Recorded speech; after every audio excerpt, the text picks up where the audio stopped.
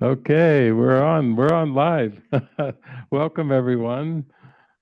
Great. We are being watched by people all over the world. Lisa just got a text or a message today from someone that we've known for many years. KJ was just writing in today saying, "I'm watching you guys." Yeah, He said he's having a lot of fun listening. He's listening. listening Speaker. on Spreaker. Okay. Well, the topic we have today is rising in the light.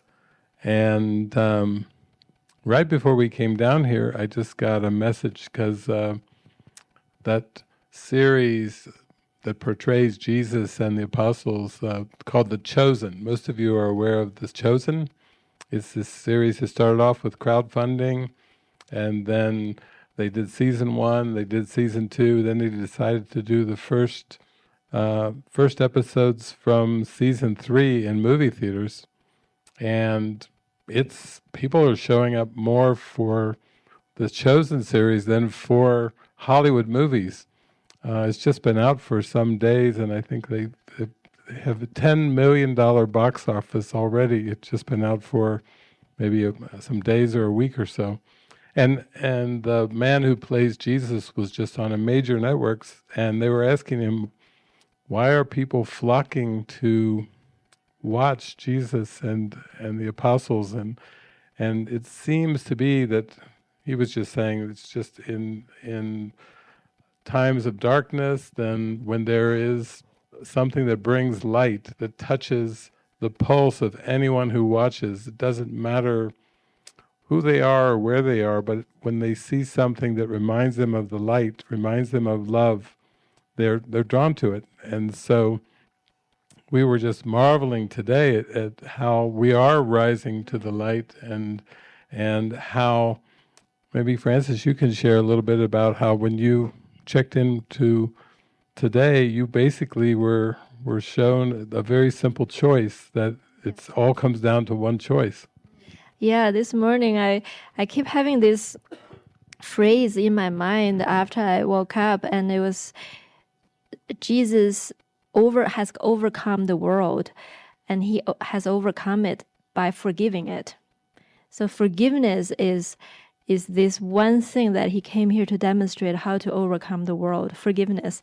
So I had that in mind, and I just flip open the course, and then what I read was this very striking question. It was, do you choose to join crucifixion, or do you choose to join the resurrection? That's a question he posed directly to us today. Which one do you choose to join? And then the next question is, do you choose to stay in imprisonment, or do you choose to ascend to your Father, like rising to the Father? And he said these two are the same question. And the answer is the same. And he said, choose to believe in crucifixion because choose to believe. And he said, choose to believe in resurrection because the resurrection has been accomplished, and has been accomplished in you. And that was so striking for me when I read it. And I was like, the resurrection has not been accomplished out there 2,000 years ago on the cross. It has been accomplished in me, which means I am carrying every day with this choice. The resurrection lives in me. Do I choose to live out of the resurrection, or consistently choose to live out of this crucifixion mentality, as if I'm crucified all day long, everybody else is crucified? This is the choice. And I feel just when I read that the resurrection has been accomplished in you, it was such a feeling rising up in me to know that, yes, the resurrection is right here, right now, if I choose to access it and choose to live it. There's no excuse. What excuse do I have anymore to say I have to wait? I have to wait to forgive it. I have to wait. I have to exercise my willpower, or what excuse do I have if it is already living in me? This resurrection choice, this perspective, the forgiven perspective is already here. And that's the only thing that's really have power. That's what I was thinking. This is the only thing that has power. That is the power that overcomes the world. The forgiveness. So meek and so still. That's what Jesus came to demonstrate in every single thing, including in the cross, to demonstrate this is how I overcome. This is how I rise above this world of conflicts. This is how I rise above the world of attack. I do not believe it. I do not share it. I do not even respond to it. I rise directly above to the Father by forgiving it. So, yeah, that's it, rising to the light. Because it's like when we think of, okay, resurrection and ascension, ascending are the same. And to the world, it seems to be such a thick fog of forgetfulness that as people are growing up and in families, going to school, going to university, going to jobs, running for politics, doing all these things in the world, it doesn't even seem like there's in the mainstream discussion, everyday conversations about ascension or resurrection. It's like, oh, resurrection, wasn't that something that Jesus did 2,000 years ago? It's like it's not in the dialogue. It's not in the mindset. And yet, yeah, that's the feeling is, I remember I've had these experiences sometimes where I'm walking or driving or something where it comes over me like a big, huge wave that we don't really have a past. We have operated as if our past memories, our past experiences are valid. And what Jesus is teaching us is, no, you would do much better if you just for a moment gave away all thought of the past. You never did have a past. Sometimes, like, people even remember dreams, and they can recount what happened to them in the dream. And then if you ask them about the first scene in the dream, how did you get there to the first scene in the dream? I don't know. It just started there. There was nothing that preceded it. And what Jesus is saying is there really, in this moment, there is nothing real that preceded this moment. That everything that you've based your decisions on is a past that actually never happened. It's not like we have to forgive what happened. He's teaching us the joy, the glee of ascension and the resurrection is you were mistaken about everything that you remembered. You remembered it wrong. You remembered it incorrectly. You didn't really have that as a given. And he's teaching us this moment is a given. This moment, I am with you now. I am giving you, this is a fresh, clean, new start. You don't have to try to bring a resume along. You don't have to you don't need to do a background check on you, because the Christ, it doesn't require a background check. It's still the light, still innocent, still perfect love. Still, you have done no wrong. You are completely innocent. And to me, that's what it is in a simple way. We were just given the title, Rising into Light, but that's how we rise into light.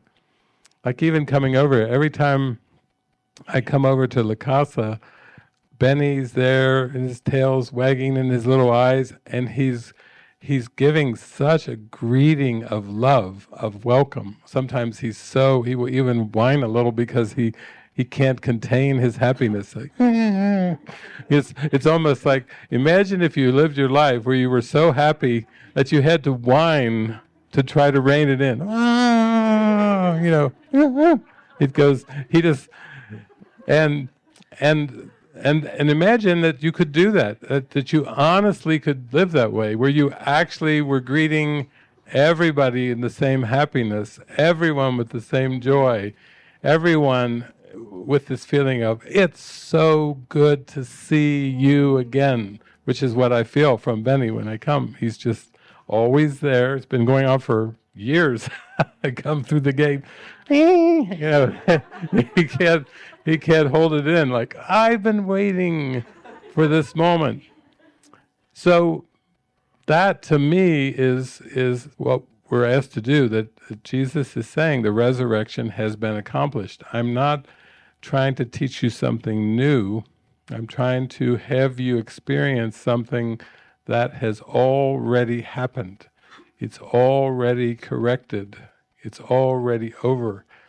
But if you put spiritual awakening even on the timeline, it seems very difficult. But what mistakes I made in the past, or what I will need to face in the future, you even had, like you were telling me, a visitation by Jesus in light, and you were wondering, as he came behind you to kind of hold you in light, you were wondering, why are you here, Jesus? And he said, I'm here to comfort you, because the second half of this year you will go through some things, and you will need that comfort. But again, it was still that present reminder, like, I'm here for you, I'm here with you. No matter what you seem to go through in form, I am here with you. And that's the joy.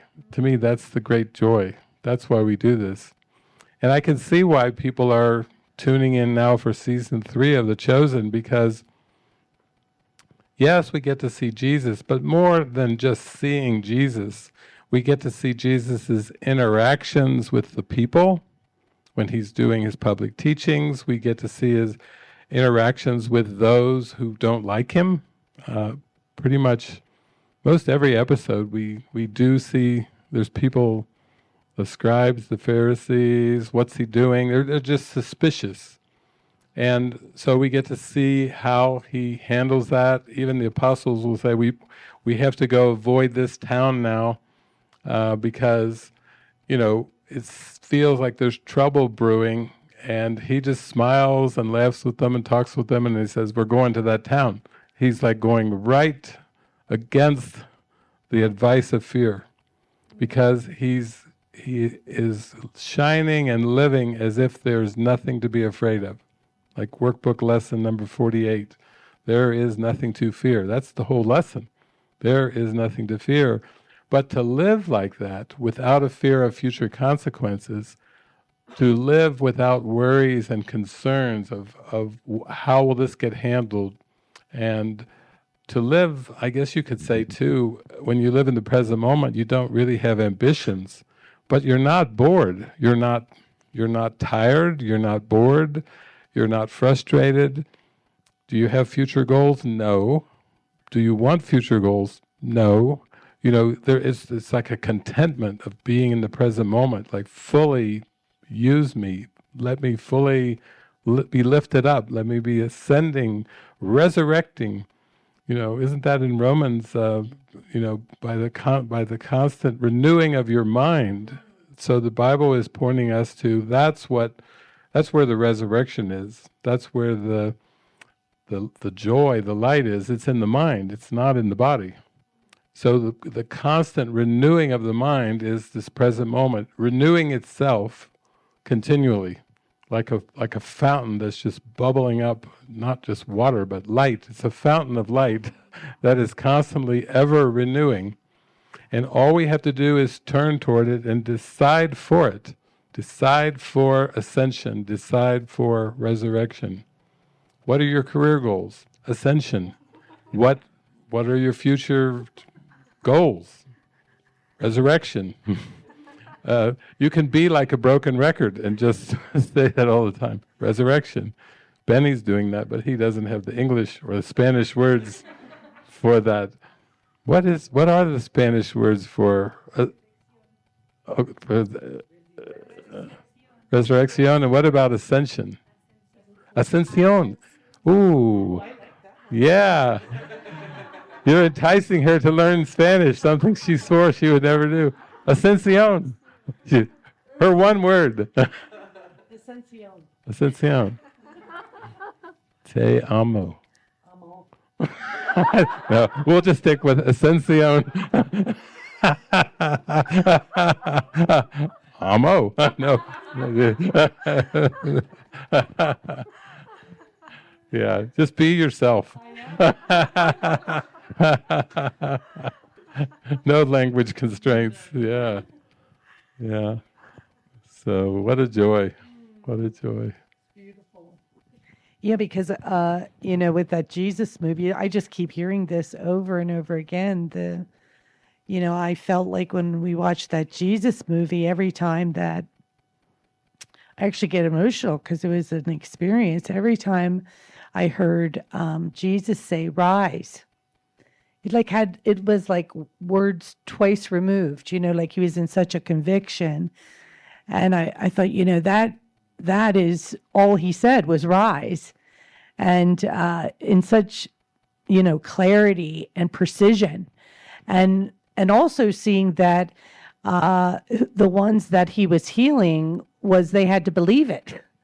I was thinking this morning, I was reading in the Bible, he said to this daughter that was healed, it wasn't me that healed, it was your faith alone that is healing you to rise, and joining in that truth, like accepting the truth, accepting the decision, accepting, our inheritance really, which is in this moment. And then I told you the rise thing. I just told Francis yesterday, I'd written it down on a piece of paper. I thought, oh, I love this word rise, and I could just feel like rise. And it's a living experience, like it's the message that's alive right now.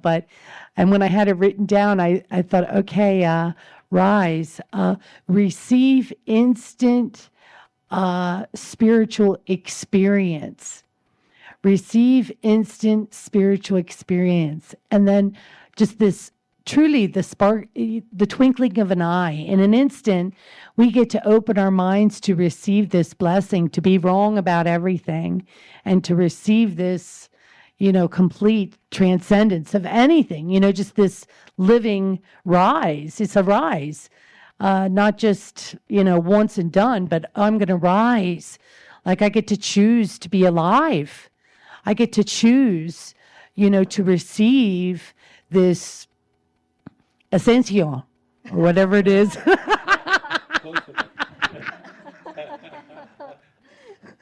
Like the resurrection is for all of us.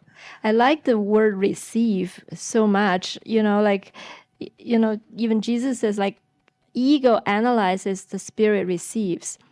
It shows this is effortless. It should be effortless. To join with the Christ vision should be effortless. It shouldn't be working and striving because it's natural to us. So really what it takes is to not holding on to what brings us fear, and just to say, okay, I'm here to receive the instant. This moment, it has to be done. This moment is already there. So let me receive your gifts to me. Let me claim your gifts to me. Let me receive it now. And I have no attraction to anything else. I think it's starting to just dawn that this moment is more than realistic for us, but it just starts to dawn that it's really our only option. We don't really have an option to go back. There is nothing to go back to. And I remember years ago, there was all these Jesus movies. We just saw one which grabbed my attention because when he comes back after the resurrection, the body of Jesus is so lit up. It's white, it's light. I like that feel. But I remember years ago going to see the movie that Mel Gibson did called The Passion of the Christ, which it was kind of a bloody mess. It was, but I saw it with my mother. I went into the movie theater and she was sitting right next to me, and she was raised in Christianity her whole life, and as the movie moved along and they started beating Jesus, like whipping Jesus, and the stripes of the whip started going across his body, and the blood was literally started to splatter. You know, when you're looking at the big screen and you're seeing a scene like this, and every time the person would go back and the whip would just go right into Jesus's back. My mother, who was sitting next to me when the movie came out, she would gasp. She would go, and then, you know, she was literally gasping as she was watching this beating and the blood just splintering. It was splattering like watered down ketchup all over the place, but she was reacting to it. And then somebody asked me after I watched the movie, they came out, they said, "What, David, what did you think of Mel Gibson's movie, The Passion of the Christ?" And I said, the very last scene, I just felt this, the very last scene in the movie, I felt this rush of joy. That was the only rush of joy I had with the movie. And the last scene was him in the grave, and he was rising, the body was rising up. It was in light. You could see that was the final scene of the movie. After everything else, it was just this kind of scene of like rising up in the grave. And whoosh, I felt whoosh of joy. And I think we can actually honestly start to do that with everything that we have perceived as our life in this world. You know, we've tried to make sense of it, we've tried to figure it out, we've tried to analyze it, we've tried to judge it, we've tried to form opinions about it. And really what Jesus is saying is, you don't really need to do any of that. Be here with me now, and let me show you the resurrection that has already been accomplished. Like that's your one responsibility, is atonement, or to accept the resurrection for oneself, to join the Christ in this resurrection, and how practical that is. And oftentimes people say, well, you know, man cannot live by bread alone, and all the sayings and cliches of the world. And what we're saying is, in this moment, it still is the only moment that you can receive guidance. And more than that, the guidance is for you to accept the resurrection in this moment. It's not for the future. You may think you're receiving guidance that will be helpful for your future, but it's not actually intended for the future. It's just intended for present release and present joy.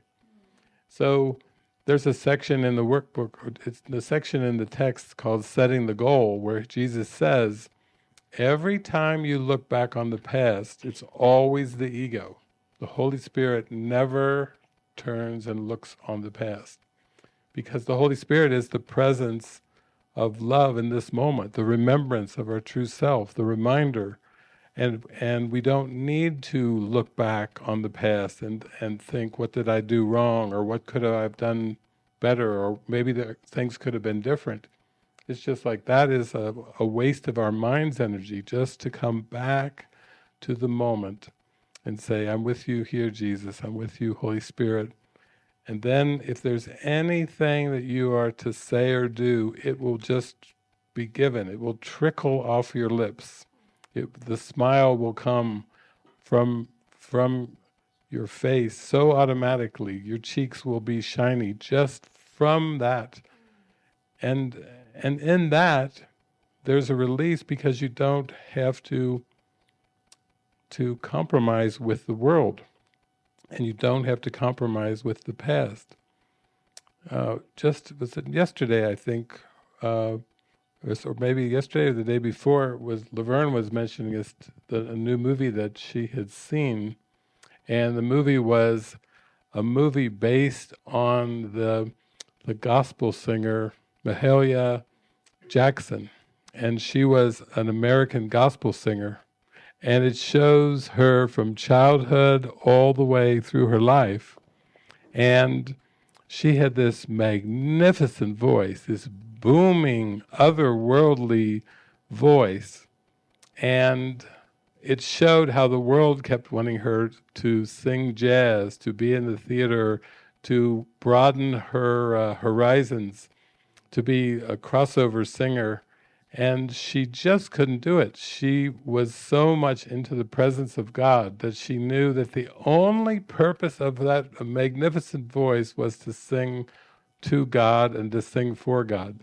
She was not tempted by commercial things. She actually, when they wanted her to sing at Carnegie Hall in New York City, she's like, no, why would I need to sing in Carnegie Hall?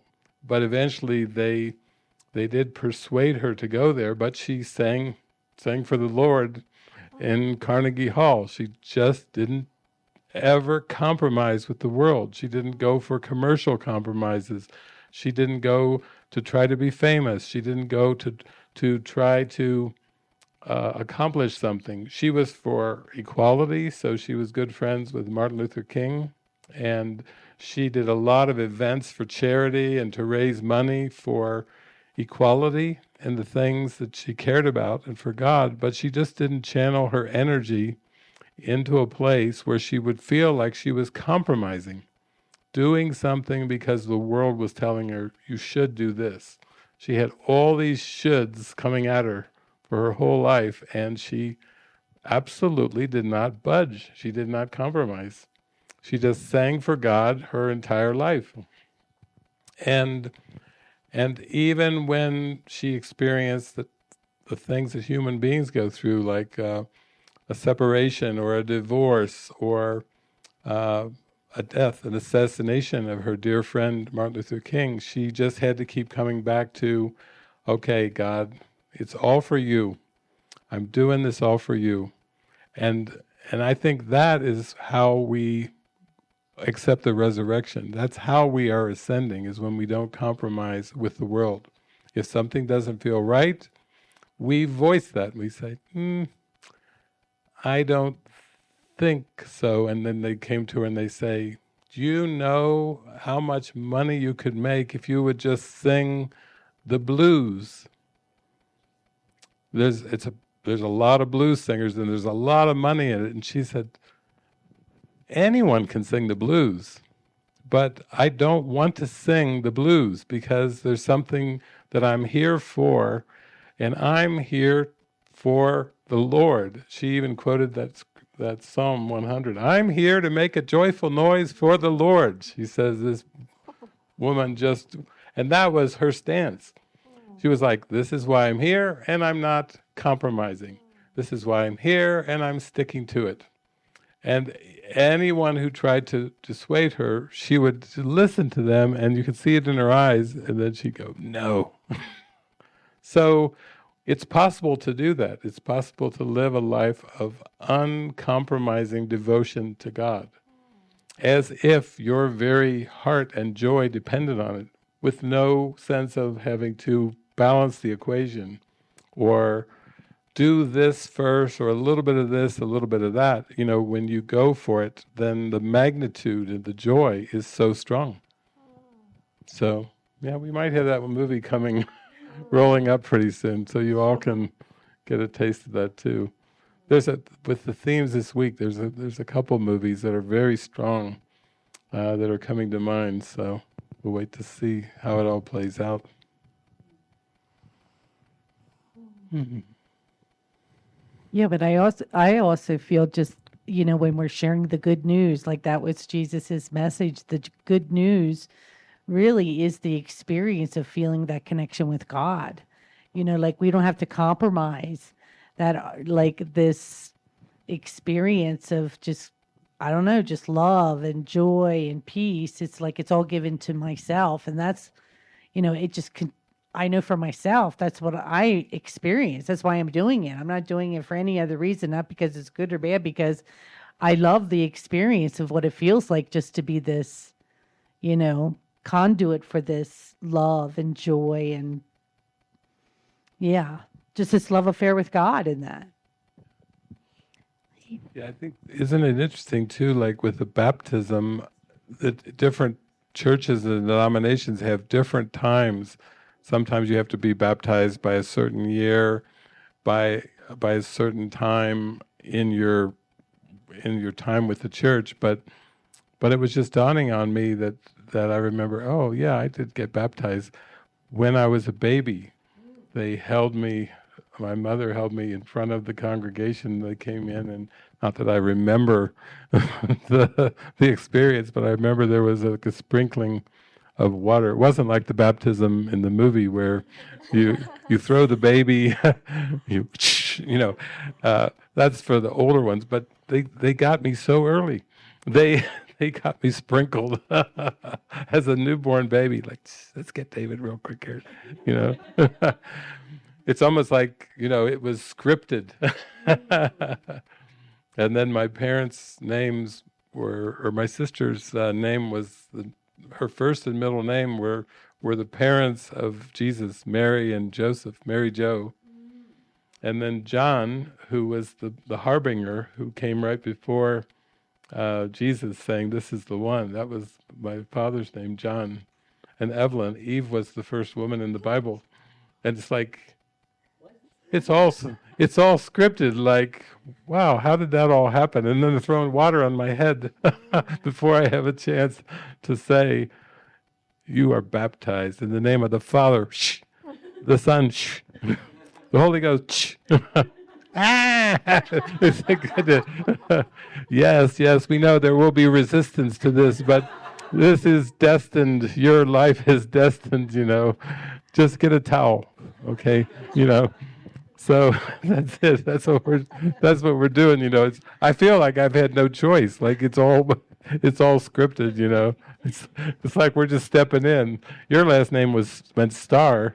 You think Lisa's a star? Her last name in German, wasn't it? It was Lisa Stern. Stern, which is Lisa Stern. Star is that in German? When also I got this card one time and it says the name of Lisa, what it means.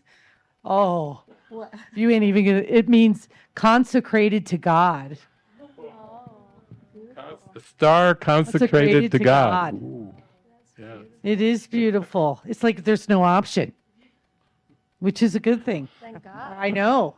Because I was also that movie about Mahalia. Was it? What is about the singer? That singer? Oh, Mahalia Jackson. Yeah, I haven't seen it, but I heard about a scene where, because she was so devoted to God, so much so that when she sings, there was a scene that a girl got healed in the audience, and she said, "Oh, I didn't do anything. It's not me. It's God." But it's like that's what Jesus does. It's not like anything happens out of a conscious or effort. It's so involuntary, and this involuntary is like a flow from God when we line up our view with God. It's just when our mind and is completely anchored in God.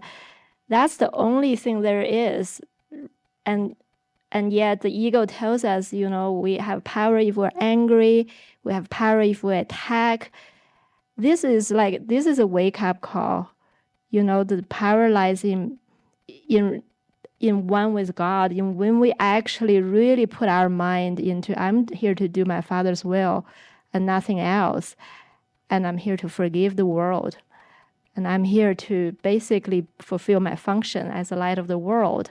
That's really become the only choice there is. There's no other power. There is no other function. There's no other thing going on for our life and this world.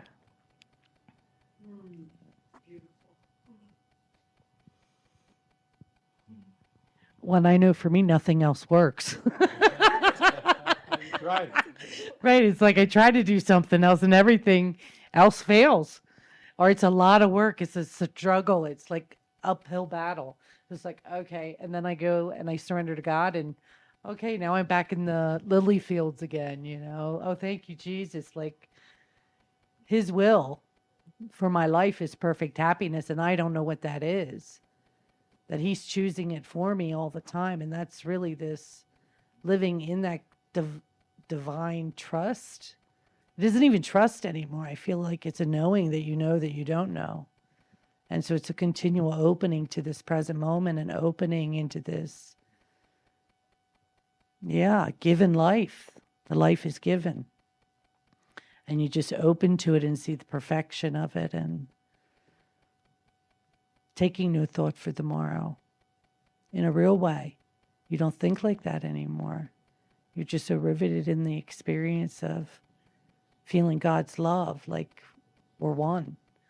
Like that's what Jesus, how he healed. He like him saying, it is not me that does these things, but my Father in heaven. It's like knowing that you aren't even interfering at all, that you really are just taking the back seat and letting him, do it through you. The constant prayer, show me, teach me, help me. I don't know. That experience, I love that experience. In everything that I do, I really don't know.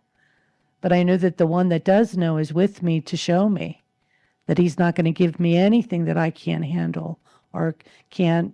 And even opening up, even what we're doing with our online programs, it's so exciting because it's like we're entering all new paradigms, places where I've never gone before. And for me, that is beautiful because it's like I have to pray. Okay, Jesus, show me how this is going to happen. I have no idea. And just knowing that he is going before me, really leading the way. And it is living in the wonder of God and the beauty and, just heavenly. Yeah, it is beautiful to realize that the ego is the one that invented all the situations of the world, and what Jesus is saying is let no thought of any situation in the past tempt you, and let no thought of any situation in the future tempt you, because I am here with you now, and that is not circumstance dependent. And it was just a bad habit for us to look at situations. We were caught up in situational thinking, and we believed that we needed to think about the situations in order to solve the situations.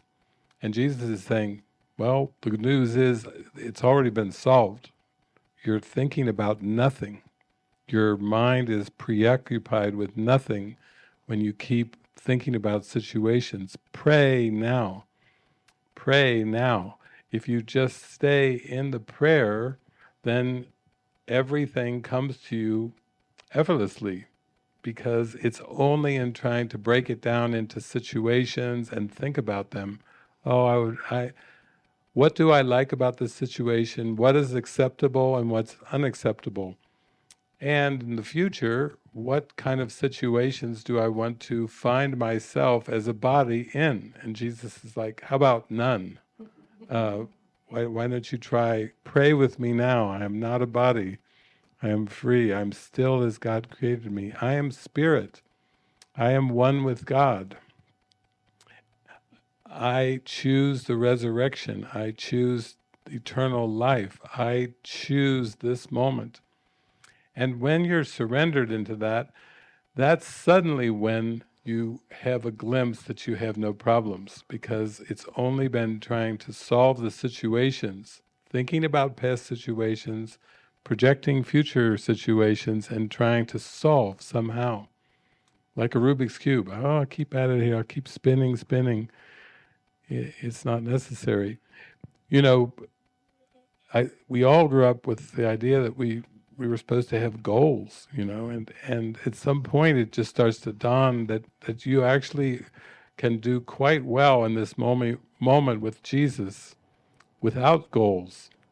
It's very restful. It's just peaceful. There's so much contentment when you don't have to think that you're obligated to be generating more future goals. And to me, that's what's made the whole ride. It felt like a twig in the river, because it felt like everything was just given, planned. I don't wake up thinking, how's my day going to go? Because I don't know who will call me, who will write to me, where I'll be called to go and meet with somebody, or go have a lunch with somebody, or do something. I don't need to have the day so pre-planned. And I feel like that's the goal. That's really why we've all come into this connection, this following Jesus, is not to make something in the world, but to let go of everything we thought was so important about the world and feel good about letting it go, not feel guilty, not feel like we're letting somebody down, or not feel we're letting the world down even. We were talking on the way over, you were saying that Jesus was saying, yeah, it's already done, the resurrection, but it's done through forgiveness. And to see that forgiveness is the key to happiness, and I need no other key. If Jesus has handed me the key, and he says, this is the key to happiness, it's forgiveness, now just use it. Don't stick it in your pocket. Don't put it away. Keep it in your hand and use it all day long. Use this beautiful key. Use it. And when we do, we're just amazed. We're marveled by, oh my gosh, that's right. I have the key to happiness right in my hand, and all I have to do is use it. Turn the key. If there's a lock, if you perceive something is locked, your mind is locked, your world is locked, your life is locked. Oh yeah, that's right. I have the key in my hand.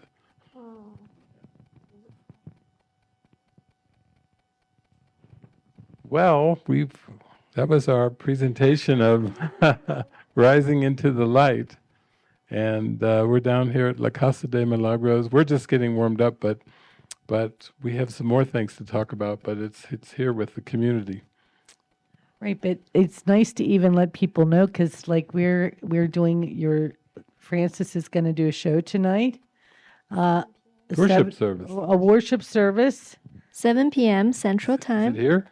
It's right here. Right here. Yeah. And then we also have our Sunday worship service, which is at Sunday at 5 p.m. Central Time.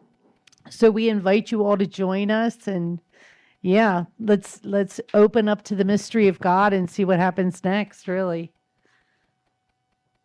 Our cup runneth over. Okay, well, thank you to our streaming audience. Thank you.